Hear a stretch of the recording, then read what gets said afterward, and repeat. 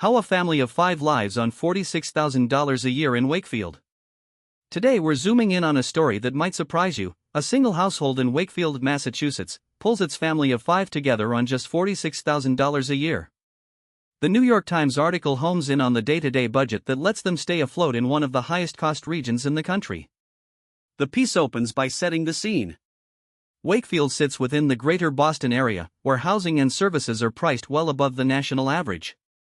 That backdrop gives weight to the headline. A family of 2 parents and 3 kids earning just over the poverty line is the narrative we're following. Next, the reporter walks us through the key components of their monthly spend.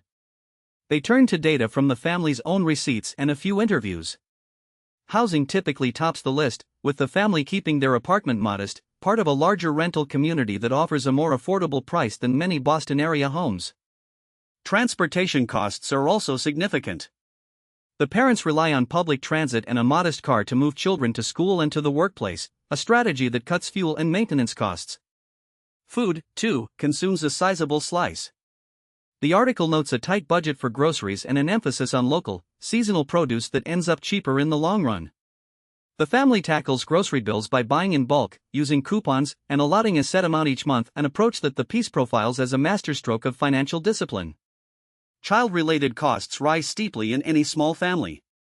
The Times piece details school supplies and fees, extracurricular activities, and the cost of childcare when one parent stays home with the youngest.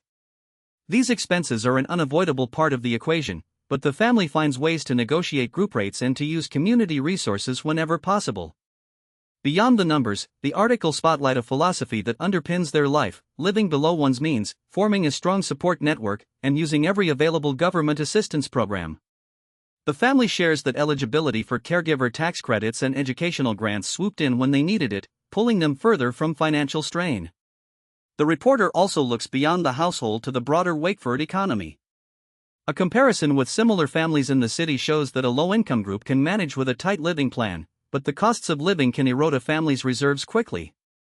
The article ends on a note that, whether you're a resident or simply curious, there are lessons in budgeting, community, and prioritization for anyone who wants to live a steady life on a modest wage. Thanks for listening. If you're interested in digging deeper into the data or learning how others live on limited incomes, check the full piece on the New York Times website. Until next time, keep your ears open and your budgets close.